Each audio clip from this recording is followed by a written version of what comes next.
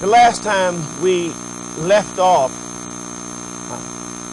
just as we were beginning to look at the period of the 1920s, a period that I characterize as the Paradoxical Decade.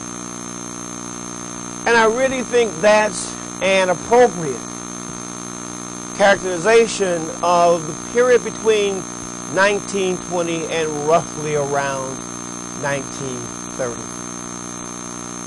It, in many ways, was an incredible 10 years, compressed in such a small number of years. You could find so many things happening in 20th century America. Much of it perhaps has to do with World War I itself. I think World War I will be, in many ways, a catalyst for this description of the 1920s as a paradoxical decade. A paradox for two reasons. On the one hand, we have a period of technological and social progress in many areas. It is clearly an incredible period of technological change, as important, as significant as the Industrial Revolution beginning during the Gilded Age, 1877. In many ways, the word revolution will be used quite a bit by historians to talk about this decade. A revolution in technology, a revolution in morality. And yet, while we have this incredible impulse for change and progress in terms of technological advances and economic advances, and in some cases social advances, there is an equal and opposite tendency just as strong during the 1920s. In many ways, this characteristic, this impulse, will be a direct result of the one that I just spoke about. It is a reaction to technological change and progress and change in society. On the one hand, then, you will have this urge, this movement for technological advances, and in some cases, social advances. And then a reaction to this, a fundamentalist reaction. Many scholars have called it an upsurge in fundamentalism. This fundamentalism can be characterized, and we have to look at it because it's far more complex than one simply characterization, but certainly one aspect of it is to return America to a more innocent time, a time of greater stability, of greater certainty, a restoration, if you will, of traditional American values that this group, this impulse will argue have become threatened and indeed subverted by the technological and social changes and progress that I talked about. So that is how we would characterize this entire decade of the 1920s. Let's look at this first impulse, and we go back again to the administration of Warren G. Harding. I didn't mention it, but I should now, because he certainly deserves a share of the credit. That during his administration, in spite of all of the Harding scandals, we can begin to see, following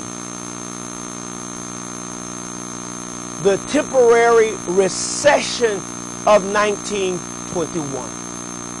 That recession was caused by the time and the difficulty it would take, the temporary difficulty that it would take for America to now convert back to a peacetime economy from a wartime economy. And often that transition, that changeover, will bring about a temporary recession in the economy. But by the time that Harding meets his fate and leaves us, it is clear that there is a second industrial revolution perhaps taking place. As with the Gilded Age, with the first industrial revolution in the late 19th century, there was a clear catalyst for the changes economically that would take place in America during the 1920s. If I had to point out, as I did during the Industrial Revolution of the late 19th century, I say that the railroads were the single most precipitous catalyst for the Industrial Revolution and the economic growth and boom of America. In the 1920s, it is the automobile. It is the automobile that will have the same, in many ways, effect that the railroads had on America. In other words, few segments of society would not be touched by the revolution in transportation. From the first Model A Ford, then Model T Ford that rolls off the assembly line, Henry Ford would rapidly change America. Certain words that will become commonplace by 1929 and will become commonplace today. The assembly line, mass production,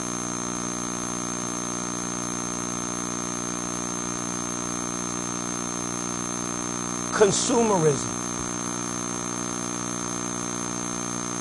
even the word Fordism. One word I want to just emphasize and underscore, the word consumerism. And this may well be an important distinction between the first Industrial Revolution and the 1920s. And that is, it is the beginning of a consumer-oriented society. The word consumerism, even the word Fordism, meant the same thing, that everyone, as we will see, by 1928, it was said virtually everyone could afford a car, and much more.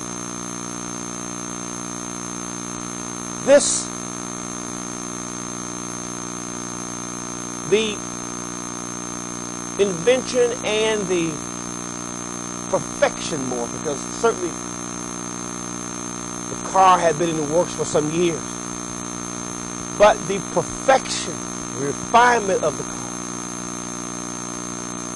would have the same effect in terms of the development and creating a boom for other industries directly related to the manufacturing of automobiles, as it had with the train and the railroads.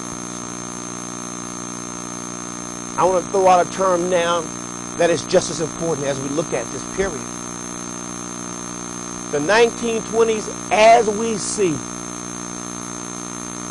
the development of the industry of mass production of cars and virtually many other products, is a period of long-term capital investment.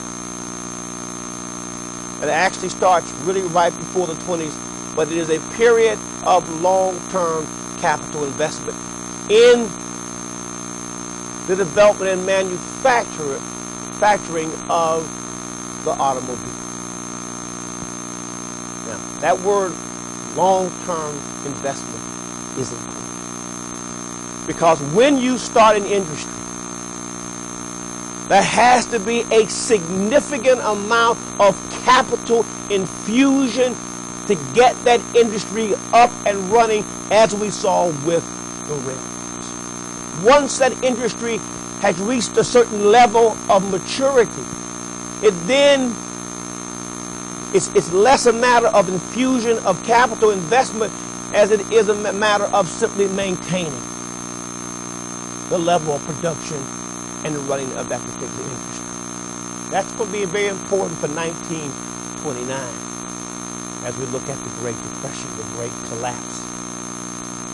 Well, but certainly no one is aware of anything when Harding is president. In fact, by the time that Calvin Coolidge assumes the presidency, America is well on its way to the roaring 20s. And that is certainly true economically. The car has this kind of effect, the automobile. One, like the railroad, it will create a great many jobs, both in the direct manufacturer of automobiles, but also in allied industries that require certain products in the development of the automobile. For instance, you had a boom in the glass industry. You have a boom in the rubber industry. You have a boom in what? The steel industry. In the leather industry. Anything that's used to create the upholstery of cars. And you have a tremendous boom in the petroleum industry. And I could go on and on, but you see that in the development of the automobile, like the train, it will spur allied industry.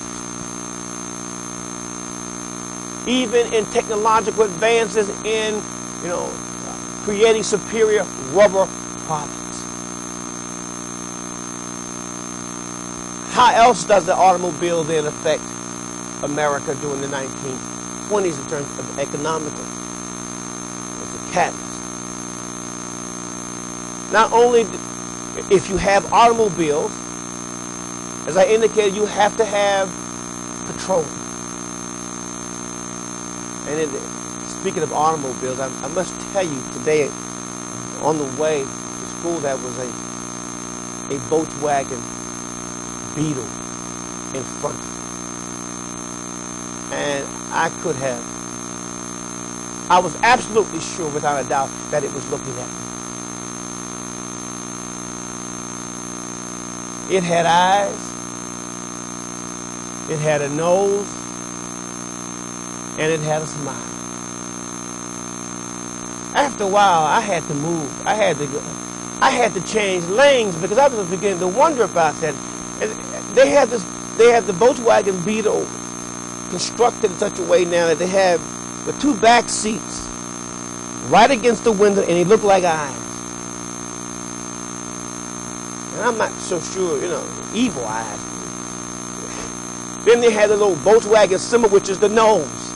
And then they have it made where the trunk or something, the engine, whatever it is, looks like it's smiling at you, And after a while, you get fixated on this thing, and it looks like it's moving.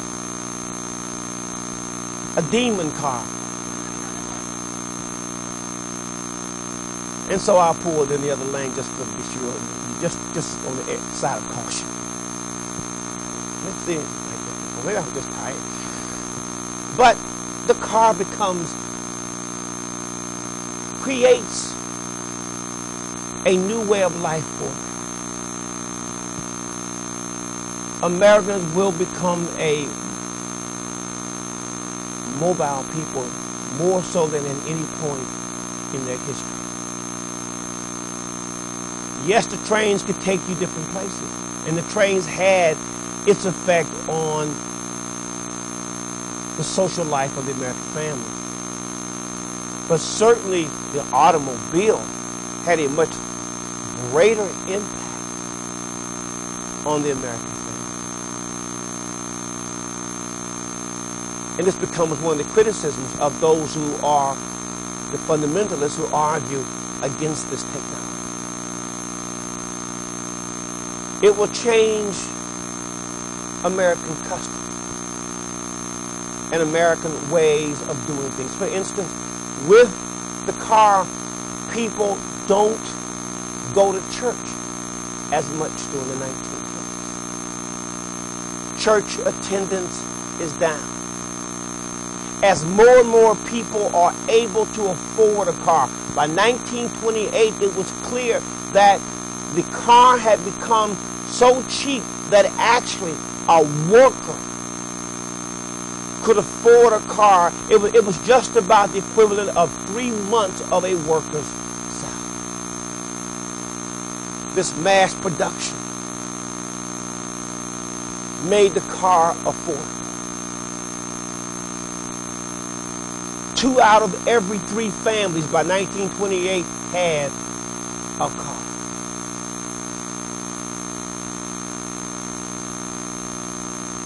Instead of going to church on Sundays, the family all piled into these big, comfortable cars. Well, no, they weren't comfortable in here, but they will be comfortable a little bit later. I was taking a little bit of my time. But they will still pile into the cars, and they will go out for Sunday drives instead of the church. So you will have a decrease in church attendance that ministers will often lay the blame on the automobile, which it will argue is destroying the nuclear family. And what about dating rituals and habits? In the good old days, when a young man came to see their daughter, he was to wait in the parlor, and there for a specified period of time he was to visit, while the family chaperoned and looked in every 3 seconds. But now, with the automobile, people could take their dates away from the home. And the church decried this as a way of creating and encouraging sin or deviation from the straight and narrow road. You had a whole roadside industry developed, blossomed in the 1920s because of the car. As the car allowed people to take to the back roads or any roads that existed, they would have to have what? Gasoline. So you had the development of the gas station industry, where at the time they would check your oil, wash your windows, do all sorts of nice things that they don't do now. No such thing as self-serve. It was the customer was spoiled. But not only would you need gas stations if you were taking long trips, and increasingly people did in the 1920s with the car. You didn't have to plan a ticket as you would with a train. You could just simply get into the car and take off in any direction, hit the road. But you would need a place to stay. So the motel industry grows up, blossoms during the 1920s as a result of the car. And the car would indeed would place a strain on the families as younger people sought greater opportunity. And now it was simply a matter of piling into a car and going to the next city to find greater opportunities. That process has not stopped since the invention of the automobile. So you can see that while the automobile was a wonderful, some people call it a toy, but it was a wonderful blessing, it did create strains on a traditional America. But it also created a tremendous economic boom. But not just the automobile. You could see technological advances that would change the face of America. The building of highways, the invention of steam shuttles, the invention of heavy machinery lubricants by people like George Washington Carver, the black scientist at Tuskegee Institute who created out of the peanut and the sweet potato a number of synthetic oils that allowed heavy machinery to be lubricated. Machinery that would be able to make even bigger buildings and build more highways. The assembly line, the word robotics comes to mind. Robotics, automaton. Why did these words come into the American vocabulary? Because mass production, we also have now the beginning of the use of machines to do the work of men, particularly on assembly lines and in mass production. Automation. While this automation would help in speeding up production, the mass production of all sorts of products, it would also engender fear from Americans that what would happen? That these machines would soon replace the need for workers and men. So that was his fear, that these technological changes in automation and robotics would simply replace men. So that was a reaction against this, even though obviously we see an improvement in the quality of life for them. The radio comes into its own during the 1920s. By 1929, on the eve of the Great Depression, most Americans will have at least one radio in their home.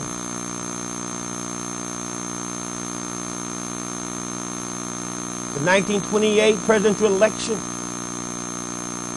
is being transmitted for the first time on the radio.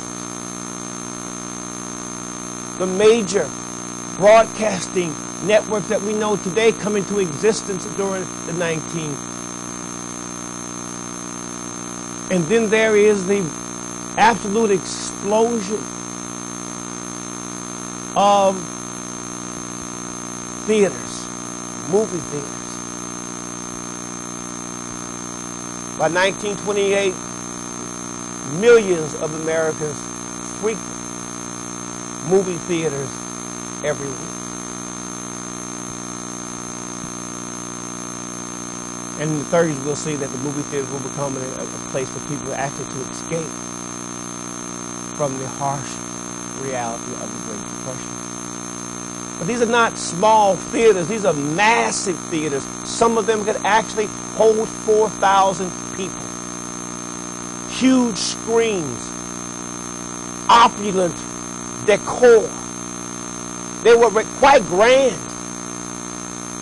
The curtains of these theaters were made out of velvet. I mean, and the seats were really soft and plush. And when you sat in them, I mean, it felt wonderful. They weren't plastic.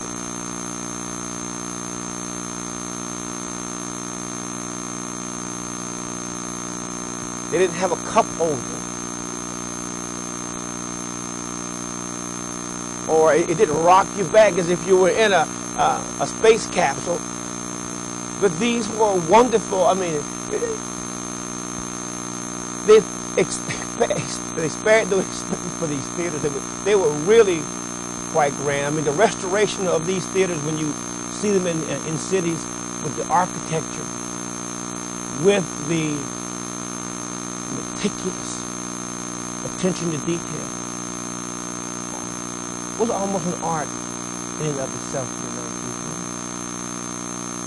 So you had so many things.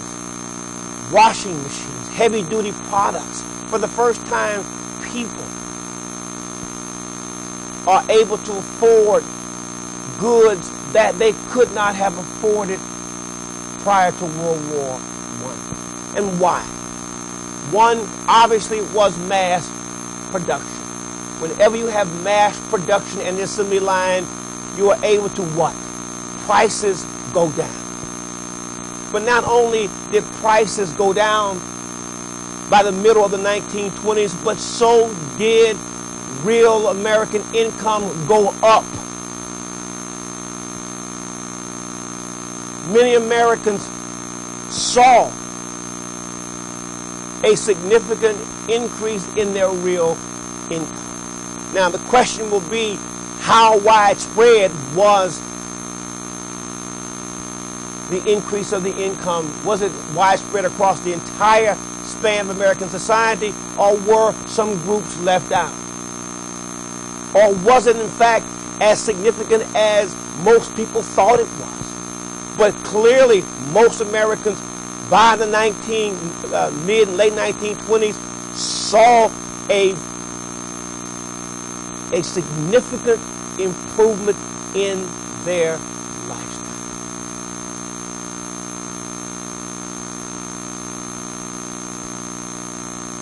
The work week, in fact, will even be short. And now you have a new class of workers. Oh, and because the work week is shortened, you have what? More leisure time. And more leisure time leads to the development of more leisure industries. One, obviously, was the movie industry. You also have a new class of workers for the first time during the 1920s.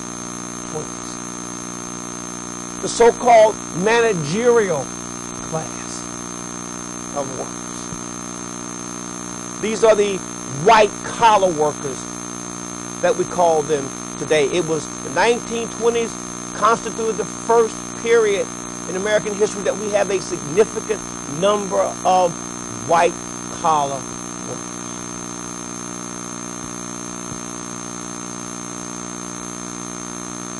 Fantastic. Of growth. That was an explosion in magazines and literature.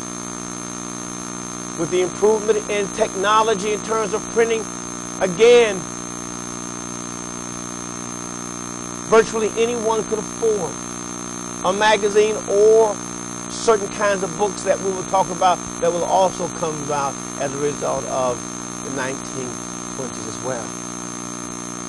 Well, I won't leave you in suspense. One of the fastest growing industries then was the growth of what we might call today the adult magazine and book industry. And this was geared for some reason toward men. I just don't know why. Men seem to be, they always think they target men as demographic group for these things. I don't know. But you have the prototypes of Playboy coming into the 1920s.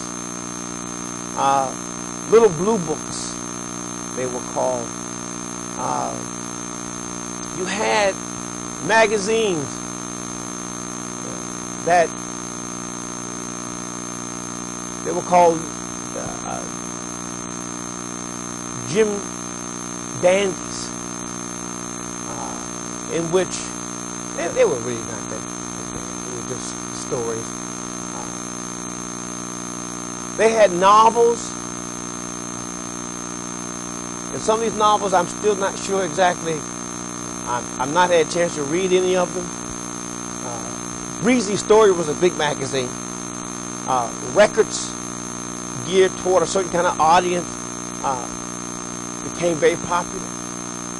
For instance, some of the chart burners of the 1920s was one that She Needs Loving.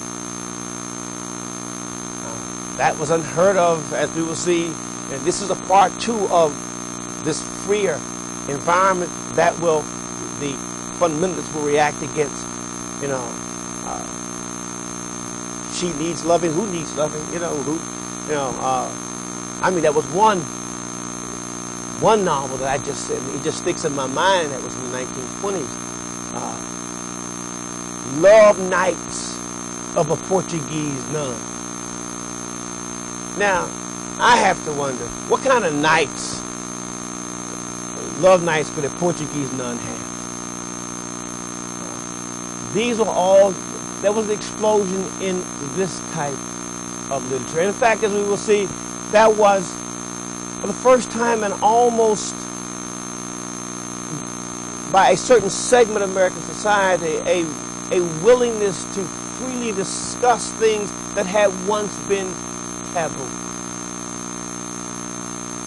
Part of it because of the technology which had allowed magazines and books to be published, but the frankness and the candidness with which sex was talked about was unprecedented. This too would bring about, be one of the reasons that would bring about this counter reaction. So you have technology leading the way. Now, this real income, while I want to be clear that yes, there was a significant increase in American real income, but perhaps the two greatest factors that will stimulate consumerism and to some extent create a false impression about how well off people were was one, the 1920s, the industry of advertising will reach maturity. Advertising, an industry that has roots back into the 1890s, By the 1920s, it will reach maturity. Advertisers will target certain groups. They will create visions of how people ought to live, what it means to be what? Successful. And if you're going to be successful, what products you must have in your home. In fact, what kind of home you should have. What kind of toothpaste you should use. Listerine in the 1920s was a huge marketing success by advertising. Listerine, which was touted as an astringent, it was touted as an antiseptic, mouthwash. Listerine was touted as a cure for halitosis, bad breath. In fact, there was this ad that said, what good is it to be a young, brilliant, handsome man, poised on the ladder of success? You dress well, you move in the right circles, you have everything going for you except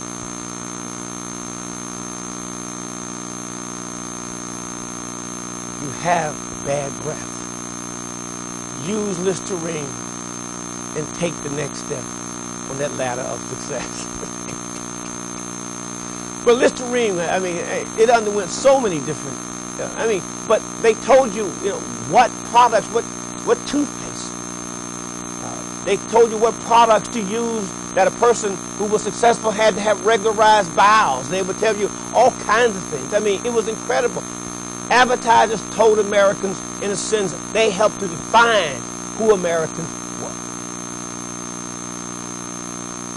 And then, obviously, if you advertise and you get people to buy, if you're going to be successful, if you're going to keep up with the Joneses next door, if the Joneses having a new wash machine, what must you do? You must have a new wash machine. You must have a new car. You must have a new radio. You can't let the Joneses outdo you. It is that. It is what advertisers will do in the 1920s. The second part of that will be credit. Through the 1920s, it is the period in which more Americans will buy things on credit than ever before. Credit becomes easy. If you want to purchase a car, you buy it in what? Installments. If you just have to have that washing machine with the wringer, the hand wringer, you simply go out and buy it on what? On credit. More and more Americans will come to depend on the good life, will depend on credit providing them with the good life. Now, what is the danger of credit both in the 1920s and today? Interest. Absolutely, interest. And it also, does it not obscure? Does it not really obfuscate really how much real income you actually have?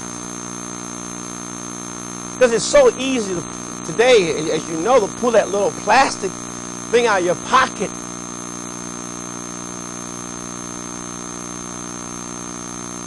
and give it to the merchant. I mean, you may know that, I'm not really sure I can buy this, but by the time that the bill comes around, I will have found some money somewhere to pay it. But what happens is, in most cases, real income is not nearly as high as at the level people live. And what happens, credit folds over to the next month, and pretty soon you have to do what with that card? You have to put it away until you are able to pay it down. Now, as a society, in general. As credit is used more and more, in 1929, most Americans will be living off, to some extent, of credit, which will obscure their real purchasing power and income. When Americans stop purchasing, stop consuming, then you begin to have a recession, because as surpluses begin to back up. That will be one reason that we will see. And we will see that really, while there was some significant increase in the income, it was not distributed across the entire spectrum of American society. And it was less than what people thought. Again, the 20s were interesting. The driving force, as it was during the Gilded Age, was big business. It told Americans. It created visions for America. During the Gilded Age, it was the P.T. Barnums that wrote books on the art of getting rich. The Road to Success, Andrew Carnegie. Now in the 1920s, you had the Art Raskovs, who were telling Americans that the 1920s was an opportunity that if you saved your money and you invested it wisely, by the time you were at retirement age, you would be a millionaire. It was easy to become a millionaire in the 1920s. The profits, again, in many ways, of success. Commercialism. There was a hard edge of commercialism and materialism that was actually promoted by big business. The idea of the good life, and the good life was within the reach of everyone. In fact, it is during the 1920s under Calvin Coolidge and his Secretary of the Treasury, Andrew Mellon, the aluminum magnate, one who will buy out Andrew Carnegie's United States Steel Company.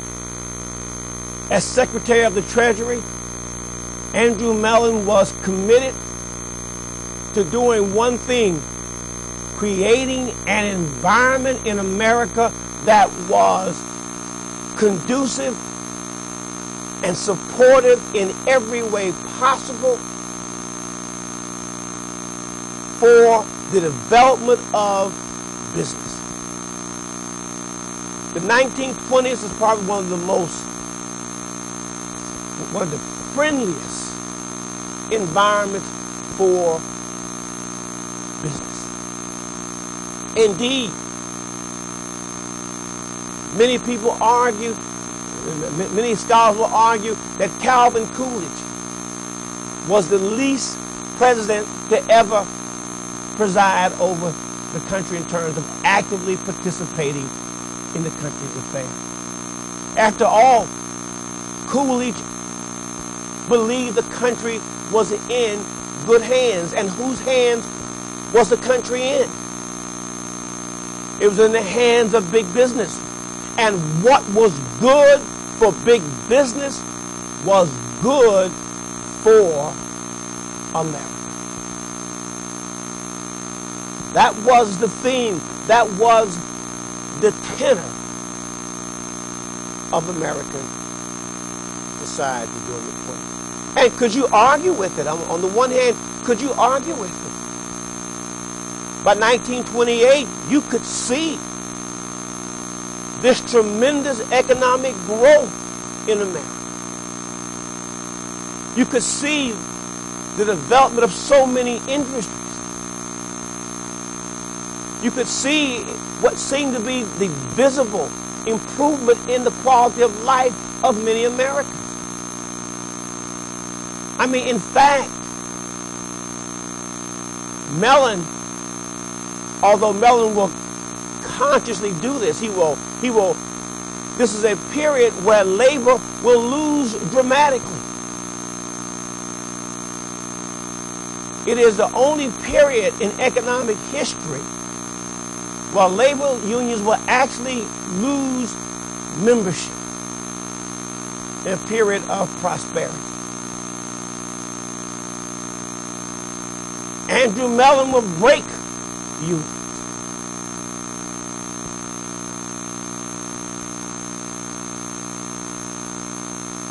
And while Mellon is supportive of big business, Coolidge and Mellon are not supportive of farmers. Because again, nothing seems to change for farmers. In the 1920s, farmers will have the same problems they had at the turn of the century. Without price supports, the more farmers plant, the more they produce. It seems like the less they get in terms of return on their investment. In the 1920s, the farmers again asked Calvin Coolidge for help. And they certainly expected Calvin Coolidge to be sympathetic towards them. After all, Calvin Coolidge was a product of 5 generations of farmers. And yet, when asked about helping the farmers in some way of subsidizing subsidies, Coolidge just said, look, yes, indeed, I do come from 5 generations of farmers. But that has always been the life of a farmer. We have never expected to do more than eke out a subsistent living. That is the way of the farmer's life. A lot of farmers certainly didn't agree with Coolidge. But that was the mentality. The 1920s, business again. What the president wanted to do, what the Secretary of State wanted, the Secretary of Treasury wanted to do, was to give business its head. We will see by the end of the 1920s whether it was true or not that the interest of big business was in fact identical to the interest of the masses of America. And we'll talk about this sense of growing optimism on the part of the American people. Let me just mention it for a moment, in case we don't get to it. That this idea that Americans could become rich, as Art Roskopf promoted in his book. I mean, the idea there was a book written that Jesus was a salesman. Everything had this hard edge of materialism, that Jesus was a salesman.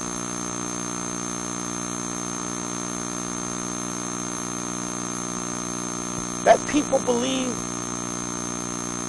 that the 1920s was an unprecedented period in American history. By 1928, Herbert Hoover, who will be elected president, will make the most incredible comment. He will argue that because America is in this period of unprecedented economic growth, unparalleled in history, that America was on the verge of eliminating poverty forever in America. This was in 1928, right before the greatest economic collapse in American history. How ironic. Everyone wanted to be like big business. Everyone wanted to live that lifestyle. For instance, stock. You have an incredible amount of stock speculation in the 1920s. But always, though, those who participated in the stock market were far less than what was said. But by 1928, people would have you believe that everyone from the boot black that shines your shoes to the butcher was in, as they said, in the market, which wasn't really true. To be sure, people were more knowledgeable about stocks because it seemed as if, indeed, stocks throughout the 20s, because of the success of business, continued to rise in price. A period of frenzied stock speculation. By 1928, it was said that the entire American economy was being carried by the stock. Americans seem to be really knowledgeable about the stock market. Some Americans even bought stock on margin. That you would buy stock, and what would happen is that since it was doing so well, as the prices that simply in the 1920s continued to go up and up and up, that what people would do would buy stock on a margin, that is to put down a down payment on a stock. And then, certainly shortly, that stock would have, the price would go up, you would sell it, make a profit, and then pay off the loan and invest again. Banks were notorious. Banks loaned money for people to buy stock on margin. Banks were incredibly irresponsible during the 1920s. As one economist put it, the banks provided everything but a roulette wheel during the 1920s. Well, but no one knew at the time between 1921 and 1928 that that was anything wrong. So Americans believed that they were moving forward this unprecedented period of prosperity in which even poverty would be eliminated. But while this was happening, you also had this counter movement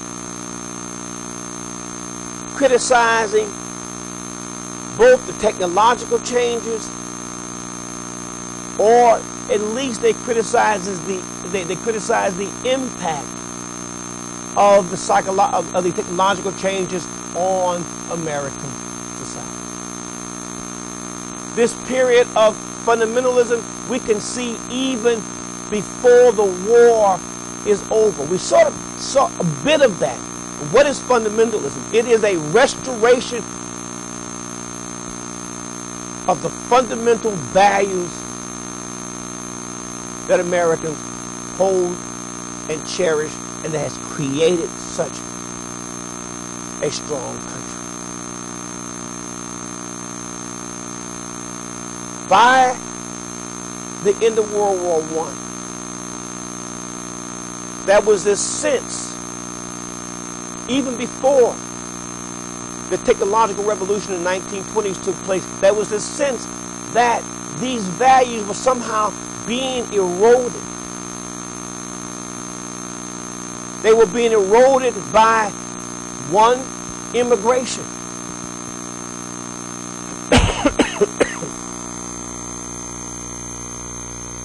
Perhaps part of the Red Scare of 1919, this anti-immigration sentiment actually predated the Red Scare of 1919. You could see this reaction to immigrants as early as 1916 in a book called The Passing of a Great Race. Madison Grant's book, The Passing of a Great Race. And in 1920, you have, a few years later, Lothrop Stoddard's book, The Rising Tide of Color. Both have the same thesis. In 1916, Madison Grant wrote that the influx of Southern and Eastern Europeans threatened threatened to so pollute the blood of white Anglo-Saxon Americans that American civilization would suffer the consequences in terms of an inferior civilization down the road.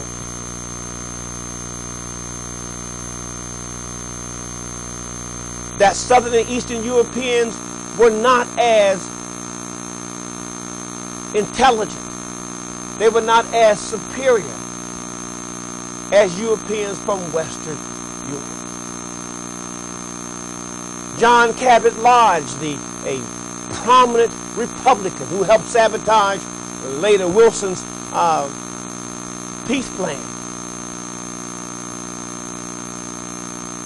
The Massachusetts Brahmin made the comment that there is just a limit to how much a superior race can absorb in terms of inferior strands before it itself is affected. Lodge and others wanted to have a law passed to limit or even cut off the immigration of Southern and Eastern Europeans to America. The passing of a great race, which means the passing of the great white Anglo-Saxon race, was being compromised by Southern and Eastern Europeans. And in Stoddard's book, The Rising Tide of Color, the idea that people of color were coming into America in unprecedented numbers, and the dire consequences for American civilization and the level of it was indeed at stake.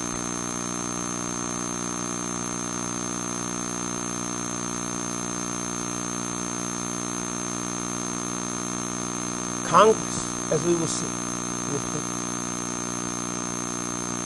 cannot ignore this sentiment. It is not a sentiment simply confined to a few fringe groups in America. This is a very powerful reaction that begins in 1916 and will carry itself through the 1920s. It will result, in fact, in several bills which will attempt to stop the immigration of foreigners. You have one bill in 1921, but you have the most important bill, as I'll talk about a little bit in greater detail, but I just mentioned it. You will have a much greater bill in the National Origins Act of 1924. This is all a response to this fundamentalism, because it is those who are the fundamentalists believe that these people threaten traditional American values.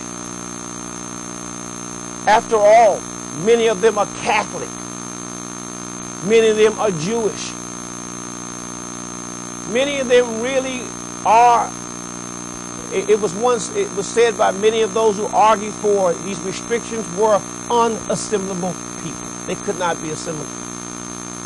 During World War I, it is the first time during the war, during the American history, that the IQ test, the old Stanford Binet, the test that I took, and found out that I was a mentor. You're right. Found that I was just barely making it. What? No, not like that. The Stanford Binet was used actually as a device to keep foreigners out of the country. Particularly during the Red Scare, Russians were given the IQ test as they came off the boat to try to keep Russians or people of Russian descent, or just frankly Southern and Eastern Europeans, but the Russians were really a real target. They were asked to take an IQ test in English, and these people had just gotten off the boat and didn't know anything but Russian. Now, naturally, if you don't speak English and you're forced to take an IQ test in English, probably shouldn't expect too much in terms of results. So as a result, many of these people were classified as morons, not unexpectedly, and used to keep them out of the country. It used to be simply used to keep out people who were of mental diminished capacity, but now it was simply used as a political weapon to keep certain people out of the country. Yes? What was the name of this bill? It will be the National Origins Act that we'll talk about in a big greater detail. But except what it does, I can talk about it now. I mean, it's fine. I just didn't have it on the screen, but I'll put it on the screen next time. The National Origins Act was actually a modification of an earlier one in 1921. So this doesn't go away. This attempt to, this fear of the increasing numbers of not only Southern and Eastern Europeans, but of Asians, of any people of color by the 1920s, that these people threaten America. The National Origins Act will be an attempt to deal with this. It will set quotas on the number of immigrants allowed into America during a specific year. Okay, now how would these quotas be determined? They would go back and establish the quotas. They would be based on the number or percentage of people from respective countries who were in America in 1890. Now, how does that work? It is, keep in mind that when do we have the new migration of Southern and Eastern Europeans? It begins around the 1880s, 1890s. Okay? So obviously, when you set the quotas at 1890, the number of people from the respective countries in 1890, you're going to have an overwhelming number of immigrants from the Western European countries, and increasingly fewer people from Eastern and Southern Europe, and virtually no immigrants from Asia and Africa. This is how they would be able to control the population. This is a reflection of this fundamentalism, which contends with this other impulse that we're talking about. There are other examples of this reaction to fundamentalism, which is, I think, both part and parcel of the same, because this group often led efforts in denouncing foreigners, particularly Catholics. And that was the revival during World War I and into the 20s of the Ku Klux Klan. Essentially, the Klan had until around 1915 had basically, while it had not disappeared, had not become a major factor in American life except in the South. And we'll talk about that as we look at African Americans when we continue. But something happens during the World War I period that will cause a revival of the Klan. Okay? One will be a movie, W.D. Griffith's Birth of a Nation. It is a distortion and a perversion of the period of Reconstruction. But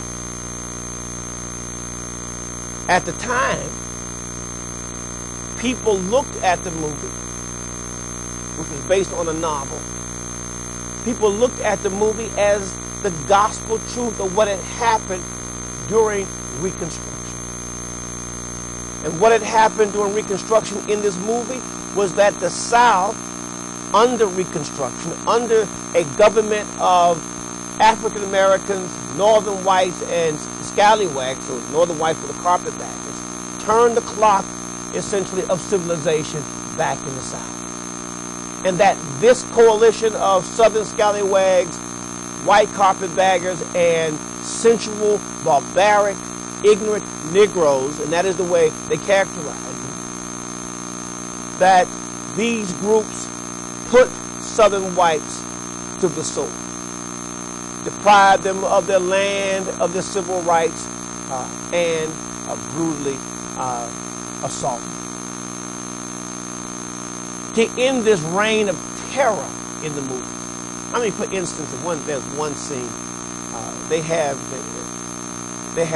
one of the southern legislatures, and there is these African American legislators that's sitting there, and they have them depicted as ignorant buffoons.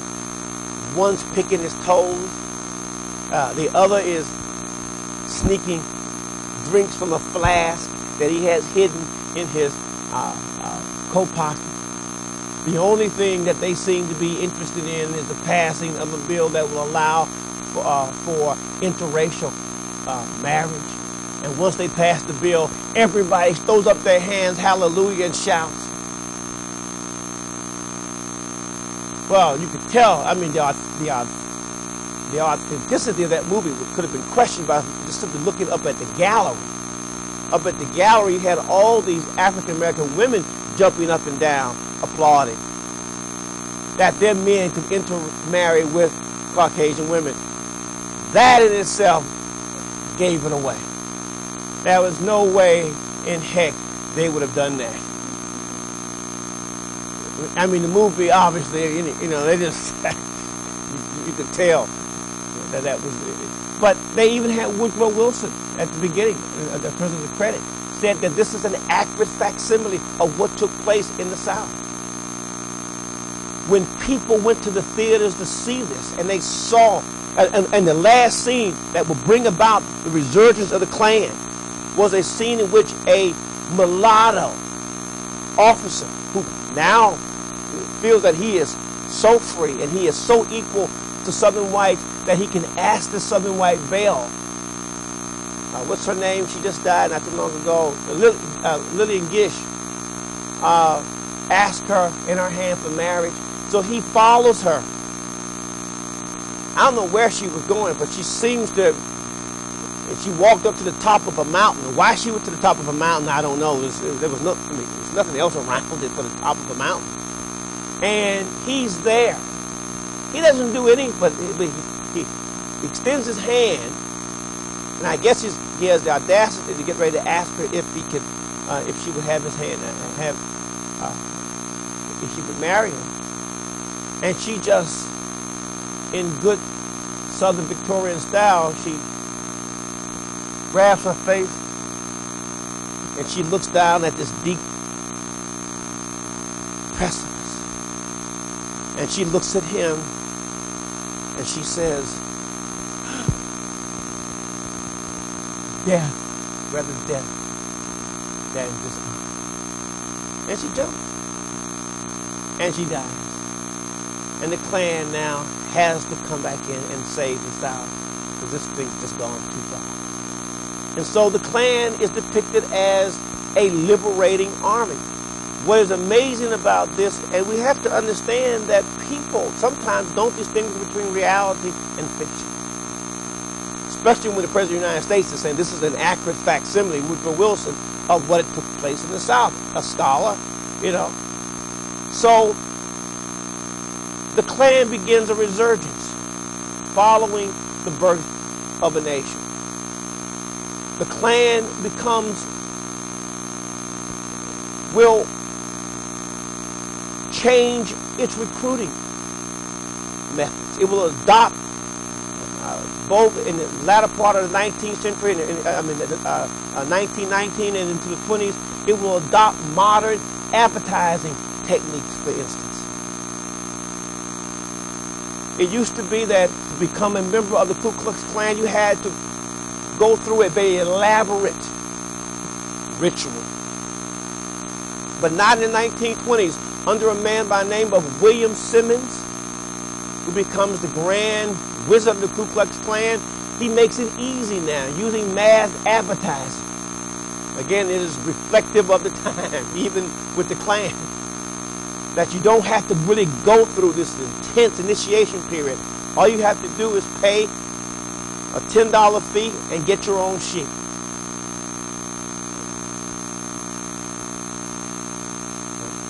And essentially, that's what happened.